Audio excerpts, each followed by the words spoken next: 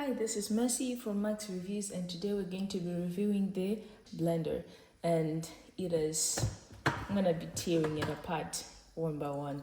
This feature which prevents everything from running away and out, so you can just put it back.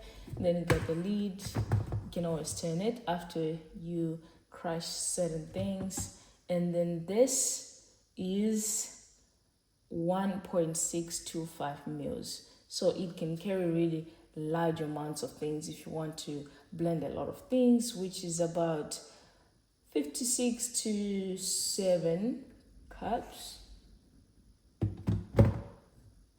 And here I really like this because it also just goes well with everything that I have. It has some features on here that is off, low, high, grate. You can even grate stuff. I like to grate vegetables in here.